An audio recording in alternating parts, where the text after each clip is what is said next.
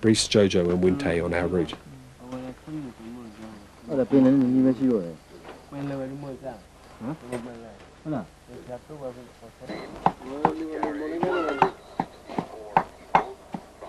That's chili, and that's garlic.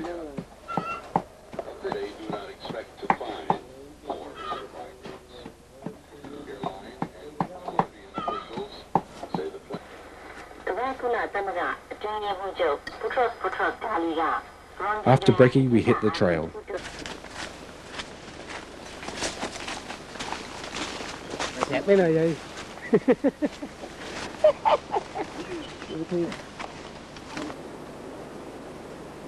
Waiting for the all clear. ABSDF is strapped for cash and the students must make do with hand-me-down weaponry. This is in stark contrast to the Shan state, where over 60% of the world's opium is grown. Opium has been used for decades to finance insurgency. Most of it is grown these days by groups of ex-communists who now have ceasefire deals with SLORC. Burma's Communist Party is now defunct, having been torn apart by ethnic tensions in 1989. SLORC tolerates the opium industry with a nod and a wink, and many generals have grown rich as a result. The students weren't so keen on hanging around in the open. This had been the site of a couple of firefights they'd had with SLORC in the past.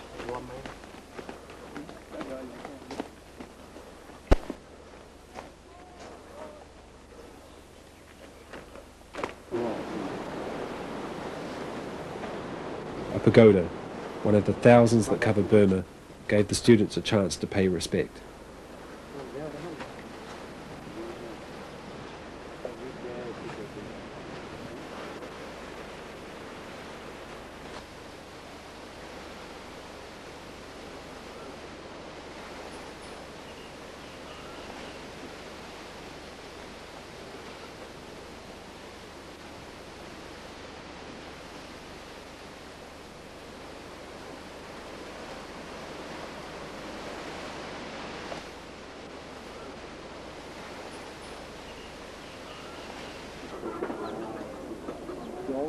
We'd reached the Andaman Sea.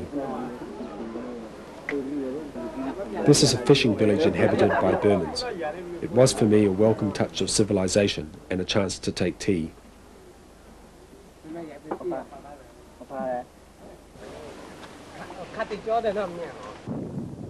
That's the local SLORC garrison. Students put up posters opposing SLORC's national convention. It was also a chance to talk things through with the local village headman.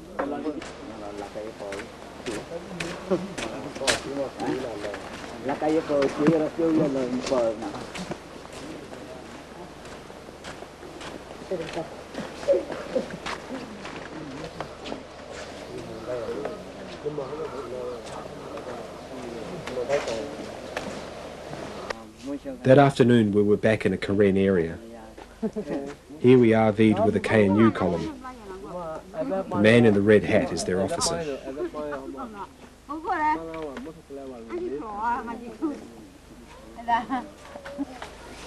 Kola U is himself a Karen, and in many ways a typical Karen guerrilla fighter. SLORC's war against the ethnic people is near genocidal. For the Karen, the war has become known as the father-to-son war. SLORC's interpretation of national reconciliation is the series of peace fires that they have one by one beaten most of the ethnic forces into accepting. The KNU conscripts one son from each family in its area for 7 years' service without pay at age 15. 15 is the youngest enlistment age permitted by international law. The students had some pictures of the 88 massacres to show the villagers. I think this was the first time they had seen something that showed that the Karen don't have a monopoly on suffering.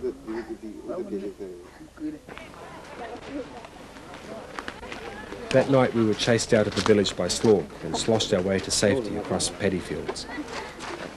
The next day we were in a Karen village in time to see them file out of church.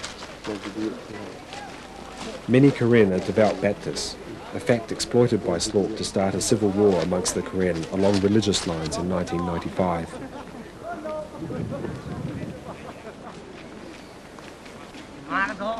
Jojo had learnt some Christmas carols from Christian ABSDF soldiers, and so took this chance to use one of the most potent weapons in guerrilla warfare, the guitar.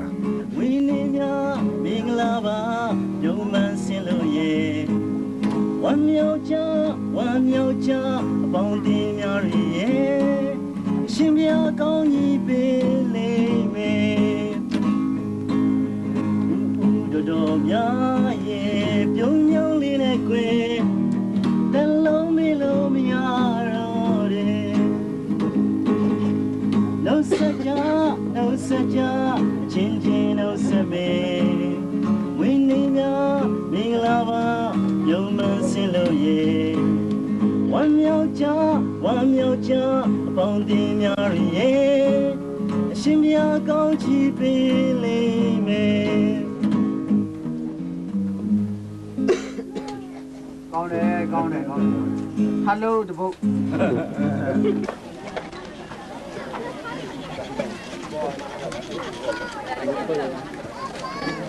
We were just in time for their Christmas festival. Each village has Christmas on a different day to allow time for the bullock cart stalls to travel from village to village. The students shouted themselves a sweet drink.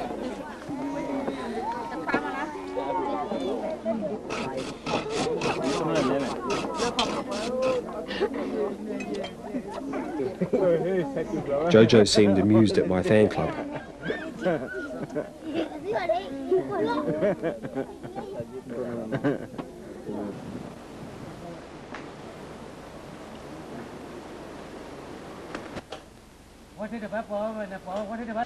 ABSDF recruits volunteers. The minimum age is 17.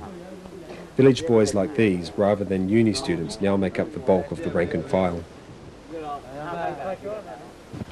Apollo 11, our platoon commander, just wanted to catch up on some sleep. That's his real name, by the way, so you can work out when he was born. The pillow and mat was provided by villagers. It's their custom to provide for travellers.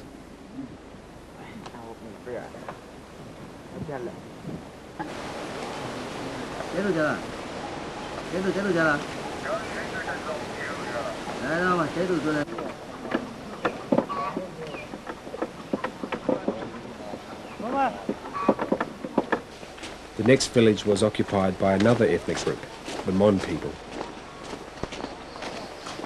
Slork is building what has been called the New Deaf Railway through this region, mostly with forced labour. The students are interested in documenting accounts of this and other human rights abuse. Jojo and Winte put the new policy into operation and spoke to the headman and his wife.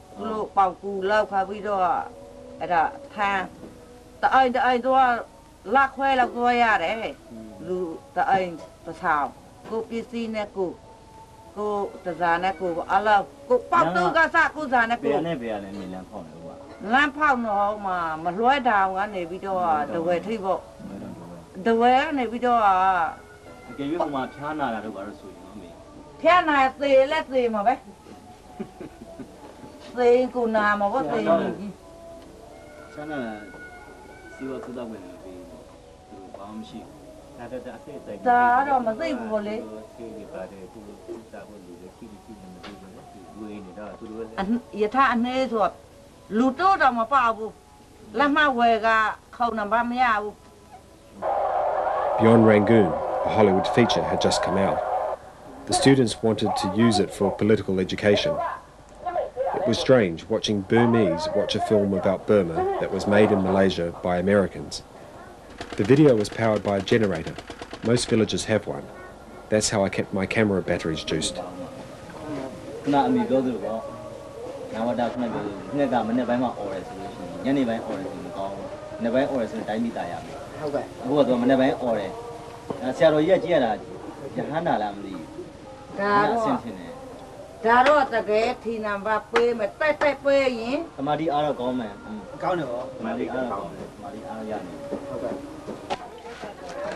Suddenly the film stopped and the KNU headed off down the road.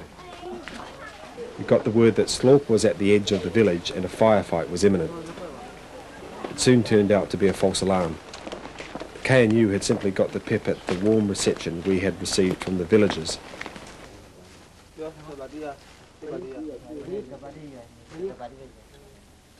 Jojo collapsed while climbing down a ladder and gave his head a knock. He was sick with malaria and overwork had taken its toll.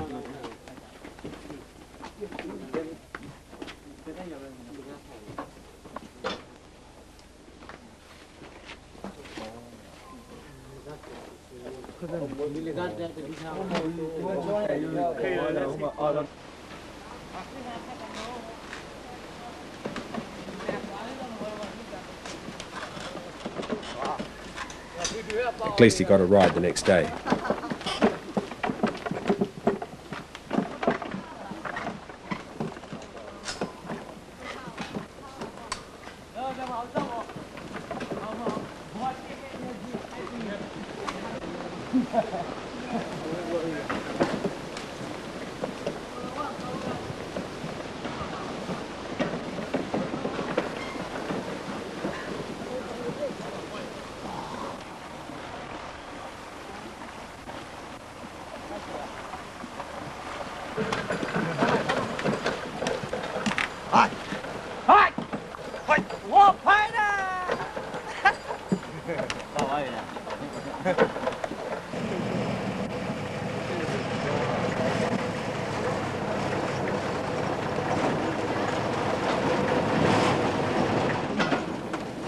We met the bus from the local Slork garrison town. It's a customised army truck, and apart from a few step-throughs, it was the only motorised transport I laid eyes on at the front.